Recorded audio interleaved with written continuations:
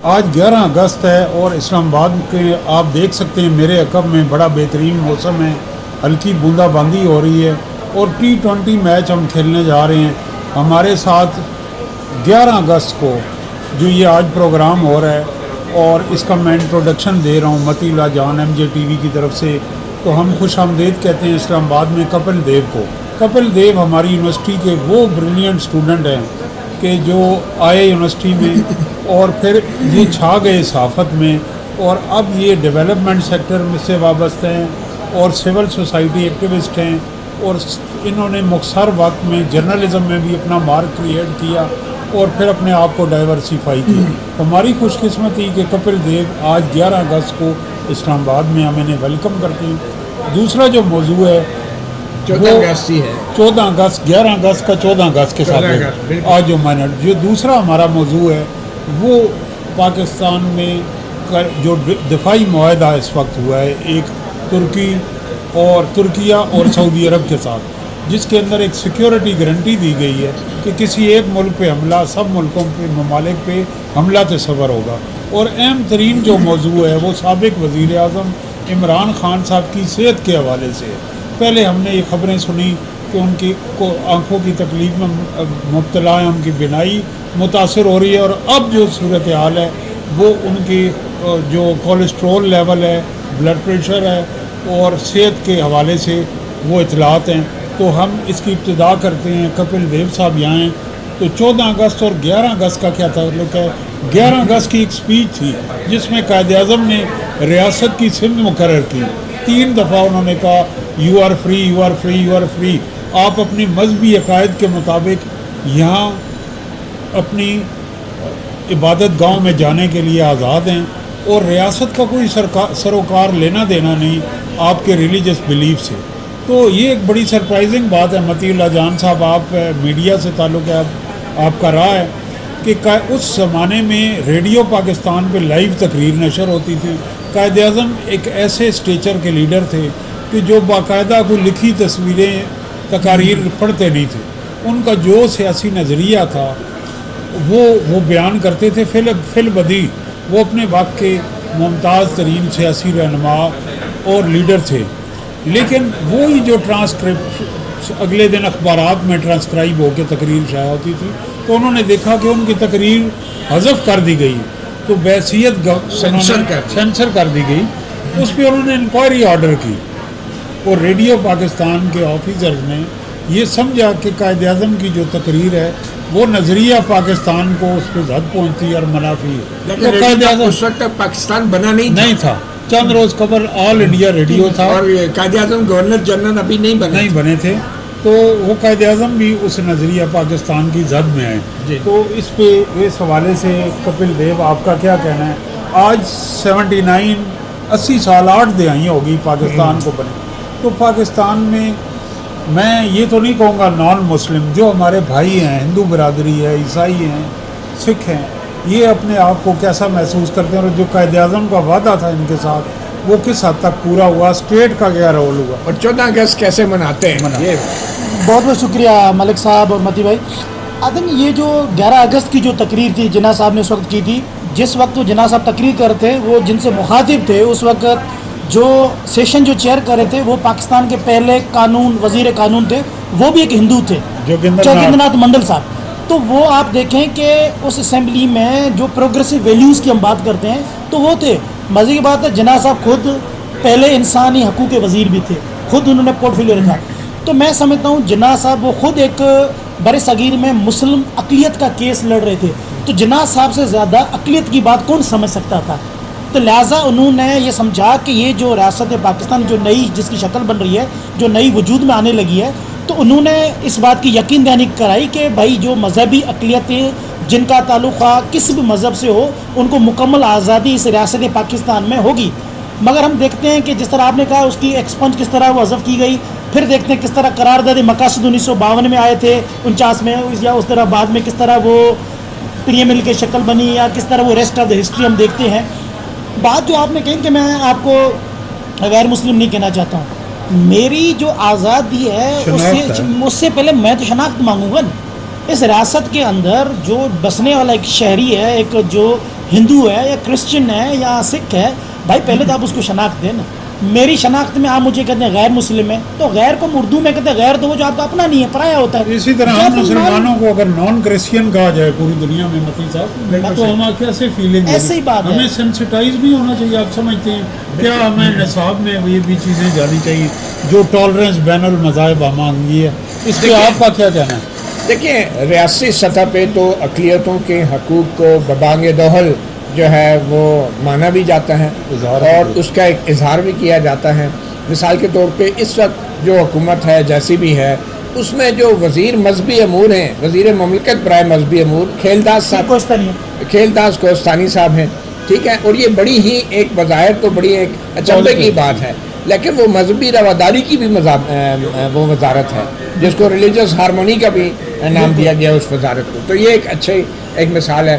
پھر ہم دیکھتے ہیں کہ پچھلے کچھ دنوں میں کافی عرصے میں ہم نے دیکھا کہ ہماری افواج پاکستان کے اندر جو لوگ جو آفیسرز ہیں, جو کرسچنز ہیں, جو ہندو ہیں, انہوں نے بھی اپنی جانوں کی قربانی دی اور ان کو بھی ہم نے جو ہے وہ شہید کا رتبہ دیا اور پاکستان کے لیے, اور یہ بڑی ہی ایک پازیٹیو میں سمجھتا ہوں جسٹر تھا. اور یہ پاکستانی قومیت ہے جس کے اندر ہر شعبے کے اندر جو ہمارے جس کو ہم کہنا چاہیے کہ جو دیگر مذاہب کے جو بھائی ہیں وہ اب بڑا فعال کردار ادا کریں. تو ریاستی سطح پہ اب مسئلہ ہمارے لیے یہ ہے, چیلنج ہمارے لیے یہ ہے کہ جو ہماری سوسائٹی ہے, جو ہمارا معاشرہ ہے, وہ کتنا تسلیم کرتا ہے دوسرے مذاہب کے جو پاکستانی ہیں ان کو, اور وہ کتنا ان کو اسپیس دیتا ہے. یہاں پہ ہمارے لیے سب سے بڑا چیلنج ہے. اور میرے خیال میں ہمارے جو کالجز اور یونیورسٹیز ہیں, ہمارے جو اسکول ہیں, ہماری جو سیاسی جماعتیں ہیں, خاص طور پہ جو مذہبی جماعتیں ہیں, ان کا یہ فرض بنتا ہے کہ معاشرے کے اندر جو مسلمان ہیں ان کی یہ خاص طور پہ جو اپنے آپ کو اکثریت کہتے ہیں ہم, ان کی تربیت کرنا ضروری ہے کہ جو دیگر مذاہب کے لوگ ہیں وہ بھی اتنے ہی پاکستانی ہیں. اچھا آپ اگری کرتے ہیں کہ ہماری میسا کے مکہ ہوا ہے نا, تو اس طرح میں دیکھیں گے میسا کے مدینہ بھی ہے. تو میسا کے مدینہ ایک بہت ہی خوبصورت مثال ہے مذہبی ہم-آہنگی, مذہبی رواداری کو قائم کرنے کے لیے. میں ریسنٹلی میسا کے مکہ کی وہ بھی ہے. میں ایک اچھی اس میں پازیٹیو اسٹیپ قرار دیتا ہوں کہ پیپلز پارٹی نے تھر پارکر میں اور جو سویرا پرکاش ہے جنرل سیٹ میں ہندو برادری کے لوگوں کو ٹکٹ دیا ہے اور وہ سندھ سے الیکٹ بھی ہوئے. ان کے مقابلے میں مسلم امیدوار تھے, یہ سب تک تو پازیٹیو ہے. دوسرا جو پہلو ہے کہ ہمارے یہاں 300-400 جو یونیورسٹی ہیں ان میں ایک بھی وائس چانسلر ہندو برادری سے نہیں ہے, عیسائی سے نہیں, اور وہاں بڑے بڑے بریلینٹ اکیڈمیشنز ہیں, وہ ان کو وہاں ہونا چاہیے. اور دوسرا جو متی اللہ جان صاحب تو خود کور کرتے رہے, رانا بھگوان داس کیا بریلینٹ پروفائل کے جج تھے. اور اس کے بعد میں سمجھتا ہوں کہ پیپلز پارٹی نے بڑا اچھا کام کیا, جہاں ہم تنقید کرتے ہیں کہ ان کو فیڈرل پبلک سروس کمیشن کا چیئرمین, بہت اچھی اپوائنٹمنٹ تھی کہ جو لوگ بھرتیاں ہو رہی ہیں. تو آپ متی صاحب نہیں سمجھتے کہ جوڈیشری میں اور ان اہم اداروں میں مائنورٹیز کی زیادہ ریپرزنٹیشن بالکل ہونی چاہیے. اور طاہر ملک صاحب میں اب بات کرنا چاہوں گا 14 اگست کی جو ہم منانے جا رہے ہیں. میرے خیال میں ہمیں یوم آزادی بڑھ چڑھ کے منانا چاہیے, جوش و جذبے سے منانا چاہیے. اور اللہ تعالیٰ کا شکر ہے کہ پاکستان بطور ایک ریاست دنیا کے نقشے پہ ایک آزاد ملک کے موجود ہے. نہ صرف موجود ہے بلکہ دنیا کی واحد اسلامی ایٹمی طاقت ہے. اور سب سے خوبصورت بات یہ ہے کہ یہ وہ ملک ہے جہاں پہ آئین ہے, جہاں پہ پارلیمانی نظام ہے, جہاں پہ جمہوریت ہمارے آئین کے مطابق جمہوریت ہونی چاہیے. میں صرف اتنا کہوں گا کہ ہر یوم آزادی کے اوپر ہم نے یہ ضرور اپنے گریبان کو ٹٹولنا ہے اور یہ جاننے کی کوشش کرنی ہے کہ کیا ہم واقعی آزاد ہیں, کیا آزادی صرف جغرافیائی سرحدوں کا نام ہے. اگر وہ ہے تو ہمیں پھر 78 سال کے اندر جو ہم نے کھویا, چاہے وہ مشرقی پاکستان ہے چاہے دیگر معاملات ہیں, ان سب کا ہمیں ایک بار جائزہ ضرور لینا چاہیے. صرف ڈھول ڈمکے اور جھنڈے لہرانے سے بات نہیں بنے گی. ہماری نوجوان نسل کو آزادی دینی ہوگی کہ وہ سوال کر سکے, وہ یہ جان سکے کہ پاکستان کے ساتھ ان 78 سالوں میں کیا ہوا. اچھا میرا ایک سوال ہے کہ دیکھیں قائد اعظم محمد علی جناح کانسٹیٹیوشنلسٹ تھے. بہت ساری پٹیشنز جو برٹش لاز میں غیر جمہوری اور پیسفل پروٹیسٹ کے خلاف تھی, انہوں نے انہیں چیلنج کیا. تو ایک ایسا ملک جسے تب قریب 8 دہائیاں ہو گئی ہیں, وہاں آج قائد اعظم محمد علی جناح ہوتے وہ دفعہ 144 کو اور وداؤٹ اینی ریزن ٹرائل کو اور اس کو چیلنج کرتے عدالت میں، اسمبلی میں ہوتے تو ان لاز کو کویش کرتے. Exactly. کیا یہ قائد اعظم کی میراث ہے کہ ہم نے کلونیل لاز کو اپنے ساتھ رکھا ہے؟ دوسرا ان کی جو پریس سے متعلق ہے، the press and the nation rise and fall together, جو اخبارات انہوں نے اپنی زندگی میں جاری کیے آج ہم نے ان کے اشتہارات بند کیے ہوئے. میرے خیال میں طاہر ملک صاحب ہم تو انگریزوں سے بھی آگے نکل گئے. ہمارے قوانین جو اس وقت آئے ہیں اور جو آئین میں ترامیم کی گئی ہیں، انہوں نے تو پاکستان کے جو ایک روایات تھیں یا جو ایک جمہوری ایک کلچر تھا اس کو بھی تباہ کر کے رکھ دیا ہے. 26ویں ترمیم دیکھیں، 27ویں ترمیم دیکھیں، عدلیہ کو غلام بنایا گیا، میڈیا کو غلام بنا دیا گیا، جمہوریت نام کی کوئی چیز نہیں ہے اس وقت ملک میں. تو میرا یہ خیال ہے کہ ہمیں علامتی طور پہ ایک کام کرنا چاہیے. ملک صاحب، کپیل صاحب بھی ہے، آپ کے لیے بھی ہے.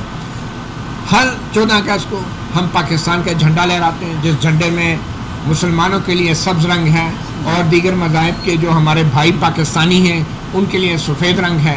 میں یہ سمجھتا ہوں کہ ہمیں علامتی طور پہ اس جھنڈے کو اپنے ہاتھوں میں پکڑ کے لہرانا چاہیے یا عمارتوں سے لٹکانا چاہیے، لیکن اس جھنڈے کو جو لوگ ڈنڈے کے اوپر لہراتے ہیں وہ ڈنڈا نکال کے پھینک دینا چاہیے اور صرف کپڑے کو جو جھنڈا ہے اس کی تعظیم کرنی چاہیے. ڈنڈے کی بالکل تعظیم نہیں کرنی چاہیے، کیونکہ یہ جھنڈا جو ہے یہ پاکستان کی نمائندگی کرتا ہے اور وہ ڈنڈا نمائندگی نہیں کرتا. تو علامتی طور پہ ہمیں ہر جھنڈے میں سے ڈنڈا نکال کے پھینکنا چاہیے اور صرف پاکستان کے اس خوبصورت پرچم کو اپنے ہاتھوں میں اور عمارتوں پہ لہرانا چاہیے. یہ جو متی اللہ جان صاحب نے بڑا اچھے پیرائے میں یہ بیان کیا، تو مجھے منڈو کا افسانہ جو پاکستان کا کرائسس ہے وہ ابتدائی 2 سالوں میں پتہ چلا. نیا قانون جس میں ڈنڈے کے ذریعے منگو کو چوان اور ریاست کو چلایا جاتا ہے، اور فیض صاحب کی وہ نظم کی یہ داغ داغ اجالا یہ شب گزیدہ سیر. تو آپ کچھ اس بارے میں کہنا چاہیں گے؟ دیکھیں، میں تو سمجھتا ہوں جو آپ نے کہا کہ ڈنڈے کے حوالے سے وہ اچھی بات ہے، کم از کم ڈنڈا جو سفید کلر میں ہے وہ نکلے تو بہتر ہے. ٹھیک ہے، ہم تو چاہیں گے یہ بیلنس اور ہمارے بالکل ہاتھ میں. حقیقت یہ دن ایسا ہے 14 کہ جس کو ہمیں دوبارہ اپنا عزم کو دکھانا چاہیے کہ ریاست پاکستان میں آیا ہم آزاد ہیں. اگر آزاد ہے اس آزادی کی کون سی شکل ہمیں پسند ہے؟ یہ میں آپ کی اس بات سے اتفاق نہیں کروں گا. یہ جو بھی ڈنڈا ہے یہ پورے جھنڈے کے لیے ہے، یہ کسی راج کے لیے نہیں ہے. صورتحال ہماری اور آپ کی مختلف. متی اللہ جان صاحب، اگلا میرا سوال ہے، دیکھیں کہ آج جناح ہوتے، ہم ساری ہر قوم یہ کہتی ہے آج ابراہم لنکن ہوتے، آج بسمارک ہوتے، آج نیلسن منڈیلا ہوتے تو وہ سیٹ کر گئے. آج قائد اعظم محمد علی جناح ہوتے تو دیکھتے کہ جیل مینول کے جو سہولتیں ملنی چاہیے پولیٹیکل پریزنر کو وہ مل رہی ہیں یا نہیں مل رہی. اور مسلم لیگ جو وارث جماعت ہے، جو میاں نواز شریف نے اسیری کاٹی، جو آصف علی زرداری نے، جو جاوید ہاشمی صاحب، اور ہمارے سیاسی جو رہنما ہوتے ہیں وہ اس کیوں نہیں یہ سمجھتے کہ آج ان کے حزب اختلاف مخالف جیل میں، کل انہوں نے جانا ہے، تو کیوں نہیں وہ یہ برٹش ٹائم میں جیل مینول بن گیا. جو خبریں عمران خان صاحب کے حوالے سے آ رہی ہیں، جہاں اچھی بات ہے کہ آج کتابوں کی ایک لسٹ آئی ہے، ایک ایسا آدمی جیل میں کتابیں پڑھ رہا ہے، 8-10 کتابیں انہوں نے اپنی ریکویسٹ پہ، وہ ہائی کورٹ پہ ریٹ کرنی پڑے گی مجھے یہ کتابیں دیں.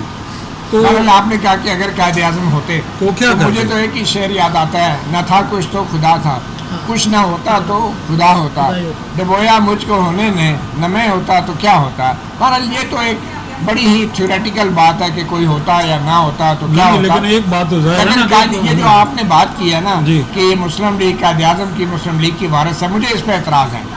یہ تو وہ جماعت ہے جو اپنوں کی وارث نہیں ہے. یہ تو وہ جماعت ہے جس کی ایک پشت پیچھے جو ہے کوئی لیگیسی نہیں ہے. تو یہ 1947 کی، ہاں یہ 1947 کا واحد تعلق جو اس مسلم لیگ کے ساتھ ہے وہ 1947 کا فارم 47 کے ساتھ ہے. اور کوئی بیچ میں کوئی جو ہے نا وہ جس کو کہتے ہیں فیملی ٹری نہیں ہے ماں سوائے 47 کے، لفظ 47 کے. تو ابھی جو خبریں آ رہی ہیں پی ٹی آئی کورٹ میں جا رہی ہے، ان کی صحت کے حوالے سے کیا کر رہی ہے؟ سہیل آفریدی اسلام آباد میں بیٹھے ہیں، آپ کی بھی ملاقات ہوئی، ٹاپ اینکرز کے انٹرویو بھی دے رہے ہیں، چل رہے ہیں، تو کیا ہے؟ یہ خبریں جو ہیں اس میں زیادہ تر ڈس انفارمیشن بھی ہے، یہ ہمیں ماننا پڑے گا. کل تو ایک افواہ چل رہی تھی میرے نام کے ساتھ کہ میں نے یہ کہہ دیا ہے کہ خان صاحب کی صحت شاید یہ بڑا چیلنج آپ کے لیے بھی ہے کہ آپ کے نام سے جھوٹی خبریں چل جاتی ہیں. مجھے نہیں پتا. دیکھیں ملک صاحب، میں یہ نہیں کہوں گا کہ وہ خبر جھوٹی تھی یا سچی، आई एम नोबडी, मुझे क्या पता वो खबर झूठी है सच्ची। लेकिन अगर आपने एक बात की ना होगी लोग मेरे नाम से मंसूब करके वो मालूमात जो है मेरे नाम से मंसूब करना वो गलत था। मुझे नहीं, मैंने ये बात की ही नहीं है कहीं, और ना ही कोई पोस्ट की, ना कोई विलाग किया, और मेरे नाम से मंसूब किया। बाकी अल्लाह बेहतर जानता है। और इसमें हुकूमत का सबसे बड़ा कसूर है कि जिस मुल्क में एक साबिक वज़ीर आज़म के साथ आप उनकी अहले खाना की मुलाकातें नहीं कराते, उनके वकील से मुलाकातें नहीं करवाते, मेडिकल बोर्ड जो है वो सामने आके मीडिया के सामने आके प्रेस कॉन्फ्रेंस नहीं करता, सवालों के जवाब नहीं देता, मीडिया को कोई हुकूमत का जो एहलकार है इंटरव्यू देने को तैयार नहीं, वज़ीर आज़म बात करने को तैयार नहीं, तो ऐसे मुल्क में ये डिसइंफॉर्मेशन डेफिनेटली होगी। और आप सिर्फ डिसइंफॉर्मेशन वालों को ब्लेम नहीं कर सकते। मैं समझता हूँ ये हुकूमत भी उस डिसइंफॉर्मेशन की उतनी ही जिम्मेदार है जितने जिम्मेदार जो हैं वो साजिशी अनासर हैं जो गलत मालूमात फैला रहे हैं, क्योंकि इस डिसइंफॉर्मेशन को सिर्फ इंफॉर्मेशन से ही रद्द किया जा सकता है, वो इंफॉर्मेशन है ही नहीं है। तो आप क्या क्या करेंगे? आज देखें, आज एक और संगीन वाक़या हुआ जो रावलपिंडी में एक बज़ाहिर ये कहा गया मुबैना तौर पे कि वो पीटीआई का कोई कारकुन था, उसको गोली मार दी गई है। ठीक है, अब इसके बाद एक पैगाम तो चला गया ना कि कुछ भी हो जाए पीटीआई वाले होशियार हो जाएं, क्योंकि पहले भी पूरी सियासी जमात के साथ कुछ हो चुका है। तो एक और पैगाम तो चला गया। अब उस पैगाम देने के लिए क्या किया गया, अब ये बड़ी एक मैं समझता हूँ लेकिन मैं तो उसकी अभी हमारे पास इब्तदाई मालूमात हैं, लेकिन वो अफसोसनाक और काबिल मज़म्मत वाक़या तो है कि कुछ लोग हमारे अफवाज पाकिस्तान के और वो जो शहरी आए हैं और वो जान से गए, और जो वहाँ जिस जगह ये वाक़या हुआ तो ये एक सेंसिटिव जगह है, नहीं, उसकी जेब से पीटीआई का झंडा भी निकला है, काबिल मज़म्मत है। तो ये एक सियासी जमात स्पेसिफिक होगी ना एक चीज़। तो मुझे ये कहना है कि ये अब एक किस्म का, ये भी एक किस्म का पब्लिक के अंदर खौफ राज पैदा होगा, सियासी जमातों के अंदर खौफ राज पैदा होगा, और ख़ास तौर पे पीटीआई के अंदर ये खौफ राज पैदा ज़रूर होगा कि जो कुछ 9 मई के बाद हुआ, 9 मई को भी जो हुआ वो गलत था, काबिल मज़म्मत था, लेकिन जो उसके बाद पीटीआई के कारकुनों के साथ हुआ वो भी कोई फेयर तो नहीं था। लेकिन आपको लगता है, आपकी मुलाकात हुई सुहेल आफरीदी साहब, मैं भी था वहाँ, कि वो कोई रास्ता निकालने की कोशिश कर रहे हैं? हमें तो यूँ लगा कि वो उनकी इस कॉल का मकसद ये है कि इमरान खान तक रसाई हो, मामलात में बेहतरी आए, उनके टाइम भी गेन किया। तो आपको लगता है कि ये जो आज का वाक़या है उस एफर्ट को भी स्पॉइल करने की? देखिए, जो सियासतदान होते हैं वो रास्ता निकालने के लिए कोई ढाल लेके नालियाँ नहीं बनाते, ठीक है। सियासतदान जो होते हैं वो एक दरिया के सामने होते हैं, वो दरिया के साथ चल रहे होते हैं, उनको रास्ते ढूंढने के लिए खुदाइयाँ नहीं करनी पड़ती, ठीक है। तो उनको अपने ऊपर एतमाद होना चाहिए, अपनी आवाम पे, अपने सूबे पे। और ये रास्ता निकालने वाली बात जो है जो सियासतदान करते हैं, इसका मतलब ये है कि उनको अवाम पे एतबार नहीं है, उनको अपने आप पे नहीं है, अपनी सियासी जमात पे नहीं है, अपनी सोच, अपने नज़रिए पे एतमाद नहीं है। तो ये रास्ता निकालने वाली बात से तो मैं एग्री नहीं करता। और मेरा ये ख्याल है कि पीटीआई की क़यादत जो है इस वक्त थोड़ा कियास का शिकार है, और इसमें हुकूमत सबसे बड़ी वजह है कि वो जो लीडर है एक बड़ी सियासी जमात का, उससे रसाई नहीं दे रही, मुलाकात नहीं हो रही, फैसला साजी नहीं हो रही, जिसकी वजह से ये एक थोड़ी सी कशमकश हमें पीटीआई के अंदर भी देखने को मिलती है। अब मैं इस मौजू के बाद आपसे वन लाइनर आप दोनों से लेना, इस वक्त जो एक डिफेंस एग्रीमेंट हुआ, ये तुर्किया, पाकिस्तान और सऊदी अरेबिया के, ये पहला मौका नहीं है। सिक्योरिटी गारंटी आप यूक्रेन को भी दी हुई थी अमेरिका ने, और माजी में हमें देखिए हमें भी एक सिक्योरिटी गारंटी थी in case of Soviet aggression, लेकिन फिर इंडिया पाकिस्तान वार हो गई। तो आप एक लिहाज से तो पॉजिटिव है कि तीनों एक इम्पॉर्टेंट स्टेक होल्डर हैं मिडल ईस्ट में, लेकिन आप इस मुआहदे को कैसे देखते हैं? देखिए, मैं समझता हूँ ये जो मुआहदा है, जो चेंजिंग वर्ल्ड ऑर्डर के साथ अगर देखा जाए, देखते हैं तो ये तीन जो पावर्स हैं, तो तीन सेंट्रिक जो पावर्स हैं, सऊदी, पाकिस्तान, तुर्किया का, ये एक इस किस्म का पैक्ट होगा जिसमें फ्यूचर जो है पाकिस्तान का जो है, जो फ्यूचर की जो नज़रें जो होंगी पाकिस्तान की इस खत्े के ऊपर ज़्यादा होगी। पाकिस्तान की जो जियो स्ट्रेटेजिक जो इम्पोर्टेंस है इस खत्े के अंदर, ठीक है, एक साइड पर अगर चाइना जैसा पावरफुल मुल्क है, दूसरी तरफ इंडिया जैसा हरीफ है जो अमेरिका के साथ इंटरेस्ट को अलाइन करता है, जियो स्ट्रेटेजिक लोकेशन है। तो मेरे ख्याल में ये मुआहदा पाकिस्तान के लॉन्ग रन के लिए हम देखेंगे, अगर इसको दूर की नज़र में देखेंगे तो ये बहुत फ़ायदेमंद रहेगा पाकिस्तान के लिए। अच्छा, मतीला जान साहब, आपने माजी में भी देखा कि RCD था, पाकिस्तान, ईरान, टर्की, उस वक्त ज़्यादा कनेक्टिविटी थी। अगर हमारे रीजन में अफ़गानिस्तान, इंडिया और ईरान के साथ ताल्लुकात बेहतर नहीं होते, इंटरनली हम इंटरनल सिक्योरिटी चैलेंजेस में रहते हैं, पोलराइजेशन है और यहाँ पे नहीं, इकॉनमी हमारी वीक है, तो क्या सिर्फ हम इस तरह के एग्रीमेंट से फ़ायदा उठा सकेंगे? देखिए, डेफिनेटली पाकिस्तान की बतौर एक इस्लामी मुल्क जो बतौर एक एटमी ताकत अब जो दुनिया में मुकाम है, उसको मज़ीद तक़वियत मिली थी जब भारत के साथ हमने एक कामयाब मार्का हक किया, और उसके बाद पूरी दुनिया में पाकिस्तान और पाकिस्तान की अफवाज जो हैं उनका एक, जिसको कहते हैं ना, कदर कीमत बढ़ गई। तो अब तुर्की और सऊदी अरब का पाकिस्तान का ये मुआहदा करना, इससे एक चीज़ तो वाज़ेह हो गई है कि अब जो अरब ममालिक हैं और जो इवन के अमेरिका और यूरोप हैं, उनके नज़दीक पाकिस्तान जो है अब दुनिया के स्टेज के ऊपर एक अहम का रोल प्ले कर सकता है। अब सवाल ये पैदा होता है कि पाकिस्तान बतौर एक जमहूरी मुल्क ये किरदार अदा करेगा या बतौर एक अमरीत ये किरदार अदा करेगा। मेरा ये ख्याल है, हमारा एक पार्लिमानी जमहूरियत है, एक आइन है, एक पार्लियामेंट है, वफाकी काबीना है, एक वज़ीर आज़म है। ये जो भी हमने मुआहदा किया है, इस हवाले से हमारी पार्लियामेंट को भरपूर अंदाज से एतमाद में लेना चाहिए, अवाम को एतमाद में लेना चाहिए, क्योंकि ये ऐसे मुआहदे होते हैं कि खुदा न खास्ता इसमें कोई ऊंच नीच हो जाए और कल हुकूमतें बदलती हैं और बदलेंगी भी, ये नहीं है कि बदलेंगी, ये दौर भी बदलेगा। तो फिर उन मुआहदों को लॉन्ग टर्म करने के लिए ज़रूरी है कि ये चीज़ पार्लियामेंट में आनी चाहिए, इस पे अवाम का इत्तफाक हो। हमें जश्न मनाने की तो इजाज़त है इन मुआहदों के ऊपर, लेकिन बदकिस्मती से हमें इन मुआहदों की तफसीलात मालूम ही नहीं।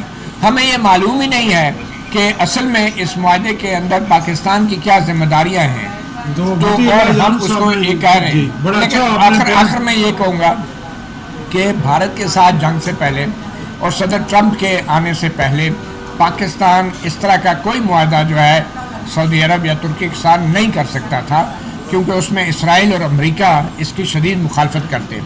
लेकिन मैं नहीं जानता, और ये एक सवाल है कि अमेरिका और इसराइल ने अमली तौर पे ऐसे मुआहदे की मुखालफत नहीं की, तो उससे मेरे ज़हन में यही सवाल उभरता है कि इस मुआहदे का असल हदफ कौन है, इसका मकसद क्या है?